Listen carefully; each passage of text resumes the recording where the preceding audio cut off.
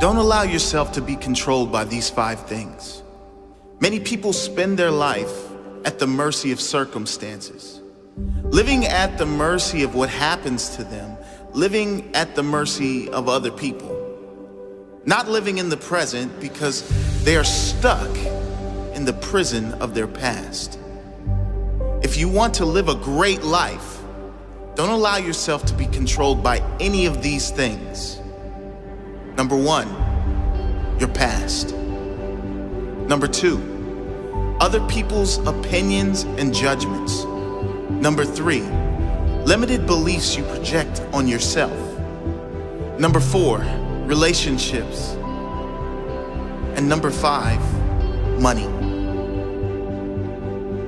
Number 1, don't allow your past to control your present or your future life.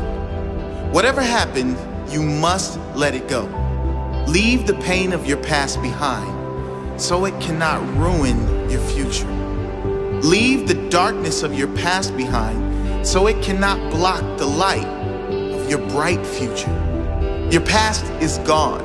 Whatever happened, whether unjust, cruel, harsh, whatever the case, reliving the events will never do you any good. If someone did you wrong, the only way you can win is if you let go and move on. If you live in hate, they win. If you live in the victim story, they win.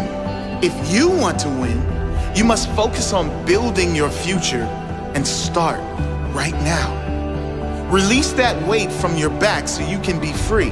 Don't allow events from the past which are now gone to ruin this moment, which is perfect. This moment, which is now to enjoy, which is ready for you to live fully. Number 2, don't allow other people's opinions and judgments to control the direction of your life. The need to fit in and feel wanted can cause you to travel down paths you don't want to travel. People pleasing is a curse that should be avoided at all costs. Before you do anything, ask yourself, am I doing this because I want to do it? Or because of my fear of judgment from others if I don't? You were born unique for a reason. You were born to stand out, to be appreciated and loved for who you are. Don't dim your light so you fit into the dull background of other people's lives. Shine bright as you are. Those who really care for you will see that light and shine with you. Number 3, don't allow your life to be controlled by your own limited beliefs. Now, a warning with this one. These beliefs may be conscious, but more than likely, they're unconscious. They may be unconscious limitations that have been conditioned in you from a young age and throughout your entire life by listening to those around you who never reach for their own dream. Notice your own limited beliefs and tell them to shut up. There is nothing you cannot do, nothing you cannot have, and no one you cannot become if you believe in yourself. If you believe anything is possible, guess what? Anything is possible. When you change your belief from limited to unlimited, your potential is unlimited. Imagine what you could achieve if you lived your life as though anything is possible, as though miracles are a standard requirement of every day. As the saying goes, when there is no enemy within, the enemy outside can do you no harm. When you have nothing inside holding you back, there is nothing outside that can hold you back either. Your entire life will change the very instant you decide to change your mindset. The instant you decide to see everything as a gift. When you decide to see every circumstance and challenge as a blessing rather than a curse, the very instant you become conscious to the fact that everything in it is as it should be. And know that fighting what is insane. Number 4, relationships. A touchy subject. But if you are always needing another to be happy, to feel complete, then you are always one moment away from a breakdown if that person leaves you, or unhappiness if the relationship you are in is not going well. I'm not suggesting to avoid relationships. There is no force on earth that is greater than love and connection. I am talking about those who can't live if they aren't in a relationship. Those who will be with just about anyone, including all the wrong ones, just to avoid spending a moment being single. What I am saying is to develop enough mental strength that you get to the point where you don't need others to make you happy. You are just as happy being alone as you are in a relationship. And number 5, this is what controls the majority of humans on the planet. Can you guess what it is? Money. This does not mean you shouldn't want abundance. It doesn't mean money is evil. You know as well as I do what great things you can do and how many people you can help with money. What this means is, do not allow your decisions to be controlled by money. If you are choosing something only on the factor of how much money is involved, you've just made the wrong decision.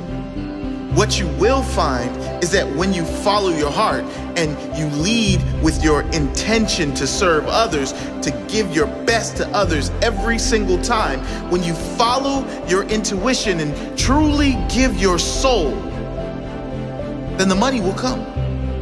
And it will come in far greater amounts than if you simply chase money for the sake of chasing money. So challenge yourself to live the life you want to live, free from being controlled by anything. Find your freedom. Live fully. You know what's really tough? Loving people for who they are. Not who we want them to be. Not who we think they can be. But loving them exactly as they are today. It's tough because we have our own expectations by which we measure others. We focus so much on whether the other person is meeting our standards that we forget to love them for being uniquely flawed and evolving, just like ourselves, perhaps at a different pace, in a different place. But when we actually succeed, when we love someone for who they are, we see how quickly they transform into the greatest, most inspired version of themselves. You see, the truth is that we don't know a thing about the silent battles fought by those we admire. Battles that are perhaps compensated by the very bravado we respect. We do not see the pain hidden behind their smile. We don't see the suffering and loss they've endured. But more importantly, we do not know what wisdom is hidden in the hearts of those who go unnoticed. Recognizing this humanizes our role models, flattens our egos, and gives us reason to treat every person with compassion and kindness. The most broken people have taught me more about life than some teachers ever could. They taught me hope. Now, one of my favorite things to do is give that hope to others. To understand their fears and assure them that their dreams are much more powerful than their demons. To dissolve their insecurities and remind them that they don't have to have it all figured out in order to move forward.